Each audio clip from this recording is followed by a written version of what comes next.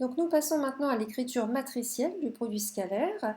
Alors dans le cas du R espace vectoriel, la somme des xi, yi, quand je parle d'un vecteur colonne grand X et d'un vecteur colonne grand Y, on s'aperçoit que c'est le produit matriciel du vecteur grand X qu'on a allongé en vecteur ligne avec le vecteur colonne Y. Donc ça, ce que ça veut dire, c'est que le produit scalaire de X avec Y, c'est tout simplement la transposée du vecteur colonne X en vecteur ligne que multiplie Y.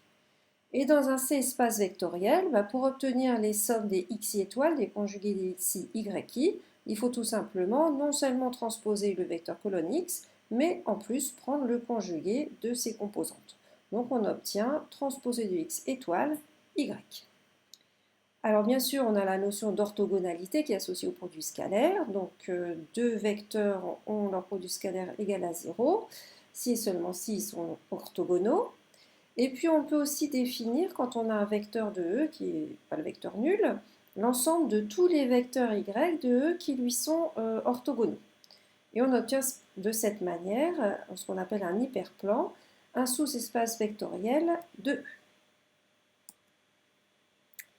Alors une autre notion très importante, c'est la notion de base orthonormée, c'est-à-dire qu'on est en dimension n, on a une base, donc n vecteurs, et on va dire que c'est une base orthonormée si et seulement si deux choses. D'une part, tous les vecteurs EI sont orthogonaux entre eux, donc leur produit scalaire EI scalaire EJ est égal à 0 si I est différent de J. Et d'autre part, la norme de chacun des vecteurs est égale à 1, donc le produit scalaire de EI avec EI est égal à 1. Donc des exemples, vous en connaissez un certain nombre. Les bases canoniques, par exemple celle ici de R3. Ici une petite base de R2 avec les vecteurs 1, 1 et les vecteurs 1, moins 1. Donc ça nous garantit le produit scalaire de A avec B égale à 0. Et puis si on veut normer le vecteur 1, 1, ça norme au carré, c'est 1 plus 1, 2. Donc il faut diviser par racine de 2 pour obtenir un vecteur norme. Ici une base de C2. Donc le produit scalaire du vecteur I1 avec le vecteur moins I1, ça donne 0. Donc il ne faut pas oublier de conjuguer le vecteur, ici, les composantes du vecteur de gauche dans le produit scalaire. Donc le produit scalaire, ça nous donne moins I fois moins I, c'est-à-dire moins 1, plus 1 fois 1, c'est-à-dire 1, ça donne bien un produit scalaire égal à 0. Et puis à nouveau, il faut penser donc à normer les vecteurs si on veut avoir une base orthonorme. Alors on va maintenant passer, du coup on se remet dans un R espace vectoriel, à l'étude des matrices de passage entre deux bases orthonormées, et ça va être ce qu'on va appeler des matrices orthogonales. Donc j'ai une première base pour mon espace, la base E qui est orthonormée. Je veux changer de base, j'en prends une deuxième, la base F qui elle aussi est une base orthonormée. Et donc je vais construire la matrice de passage de cette base à une autre. Donc, comme d'habitude, je prends les vecteurs F1, F2, Fn, et puis je vais regarder leurs composantes, je vais écrire leurs composantes sur la base E. Donc par exemple ici pour le vecteur F1, ça va donner un petit vecteur colonne des composantes de F1 sur E.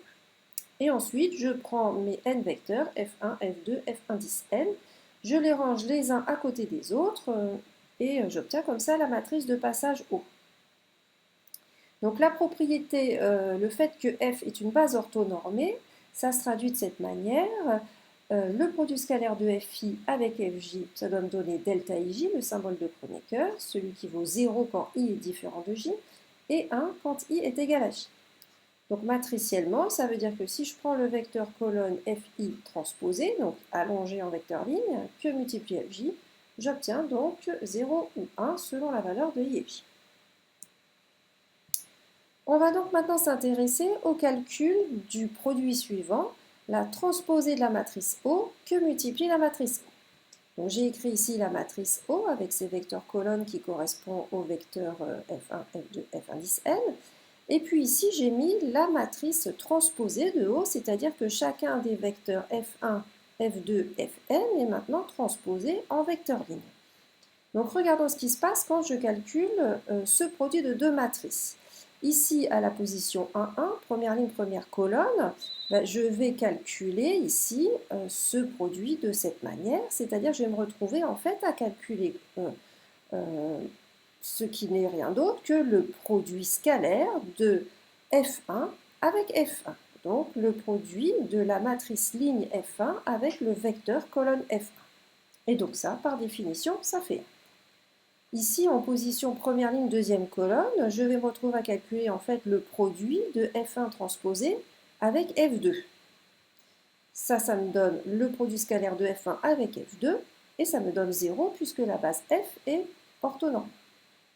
Donc je fais comme ça ainsi de suite, et je me rends compte que seuls les éléments diagonaux vont être différents de 0 et qui sont égaux à 1. Donc à l'arrivée, le produit scalaire de la transposée de O avec O, ça me donne l'identité, c'est-à-dire que la matrice inverse d'une matrice orthogonale est extrêmement simple à calculer, il suffit d'en prendre la transposée. Alors ça nous donne quelques propriétés supplémentaires pour la matrice orthogonale. La première, si je prends le déterminant ici à gauche et à droite, ben, j'obtiens que le déterminant de la matrice O au carré, c'est égal à 1. Donc le déterminant d'une matrice orthogonale, c'est soit plus 1, soit moins 1. Et puis ici, une deuxième propriété qui est que la matrice orthogonale préserve le produit scalaire. Alors qu'est-ce que ça signifie?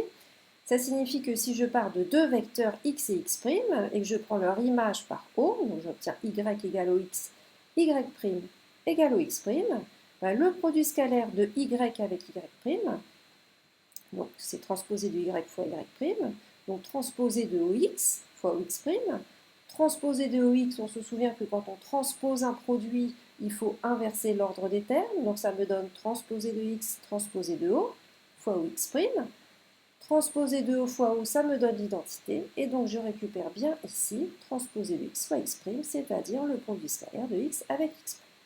Donc en prenant l'image de x et x' par O, je n'ai pas changé la valeur des produits scalaires. Qu'est-ce que je peux dire maintenant sur les matrices dans le cas similaire, dans le cas d'un C espace vectoriel? Donc que peut-on dire des matrices de passage entre deux bases orthonormées? Alors ça va être des matrices qu'on va appeler des matrices unitaires. Donc le raisonnement est très similaire, je pars donc pareil, j'ai une base orthonormée, la base E, je veux changer de base, une autre base orthonormée, la base F. J'ai toujours mes vecteurs colonnes qui vont s'écrire donc avec leurs petites composantes sur la base E. Et pour écrire la matrice de passage, je les range les uns à côté des autres. Et maintenant cette matrice, je vais l'appeler U comme unitaire. Comment transcrire matriciellement le fait que j'ai une base orthonormée? Ça va être maintenant le fait que la transposée conjuguée du vecteur colonne FI que multiplie le vecteur colonne FJ est égale à 0 s'il est différent de J et 1 sinon. Je vais donc maintenant regarder le produit des deux matrices suivantes, la transposée de U conjuguée que multiplie U. U, c'est donc ma matrice de passage avec les vecteurs colonnes F1, F2, F1, N. Et la transposée de U étoile, ici, qui est un peu coupée, c'est les petits vecteurs F1, F2, Fn, allongés en vecteur ligne, et puis j'ai pris leur conjugué, c'est-à-dire qu'ici, j'ai pris les conjugués de tous les coefficients dans la matrice. Donc, à nouveau, je vais avoir que pour calculer ici le coefficient correspondant à la matrice produit, première ligne, première colonne, je suis en train d'effectuer en fait le produit de F1 transposé conjugué que multiplie F1, et ça, c'est le produit scalaire de F1 avec F1, et ça me donne 1.